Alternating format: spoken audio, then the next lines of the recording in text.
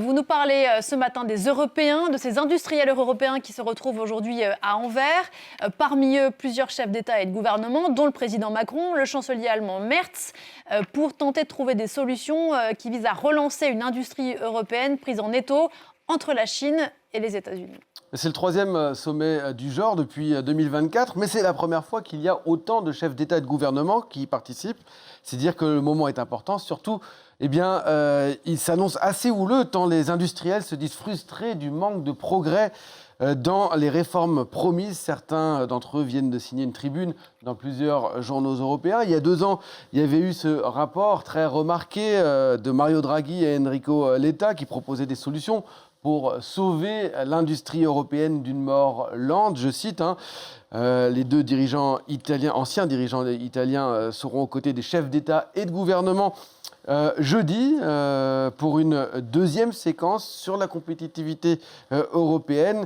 Une retraite, comme ils l'appellent, pour en souligner le côté informel, une retraite qui aura lieu dans ce château dont on voit ici les images, Aldenbizen, qui se situe dans l'est de la Belgique. Depuis, une source me disait que l'Europe est devenue une sorte de marché d'ajustement pour la Chine et un objet de coercition pour les États-Unis. Autrement dit, on a l'Europe qui subit pendant que les autres se développent et se protègent. Et les chiffres sont sans appel ?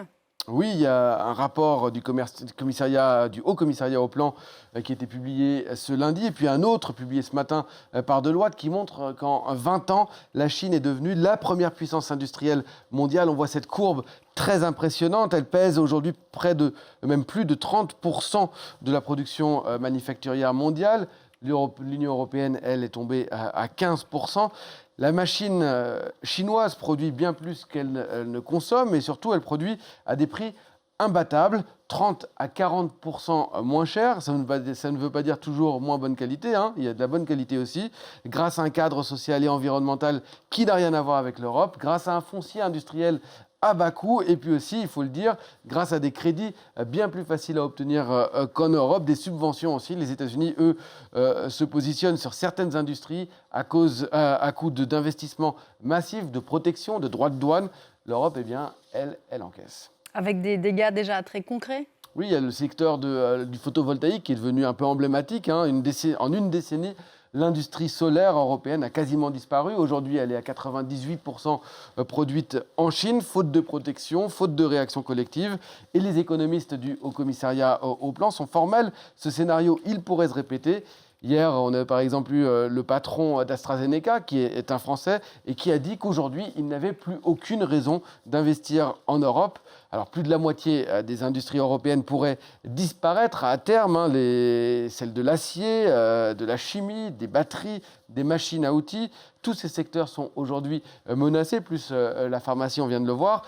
Certains pays sont très, très exposés. Peut-être qu'on pourrait dire que la France est un petit peu moins, on va le voir ici en chiffres, exposée que l'Italie et surtout que l'Allemagne.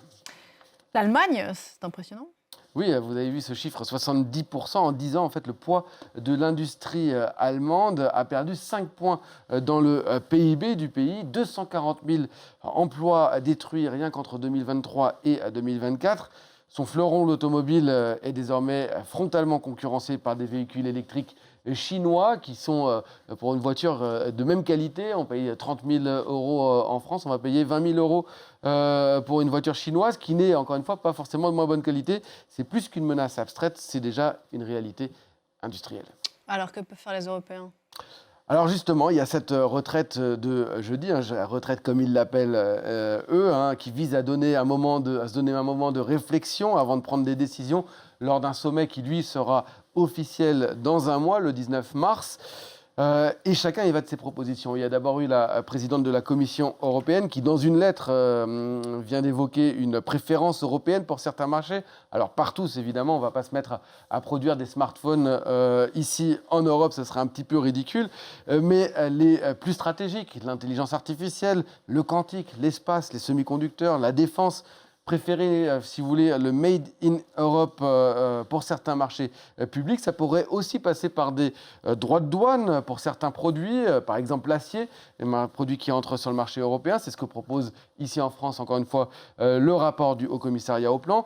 L'Allemagne et l'Italie poussent, eux, pour plus de simplification, pour réduire la paperasse face à une complexité du paysage réglementaire européen, avec à la clé 15 milliards d'euros d'économies. Emmanuel Macron, lui, avance des pistes côté financement. L'Élysée rappelle que 300 milliards d'euros d'épargne européenne partent aujourd'hui vers les États-Unis. Il faut trouver un moyen pour rapatrier cet argent et en faire bénéficier l'industrie. Le président français plaide également pour de nouveaux emprunts en commun au niveau européen. Alors cette idée-là, elle ne fait pas du tout l'unanimité. On a un certain nombre d'États, notamment du nord de l'Europe, qui s'y opposent.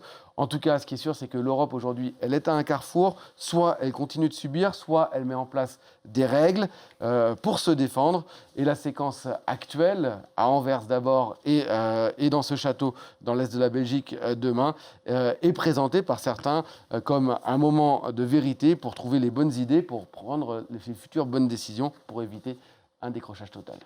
Merci beaucoup, Christophe.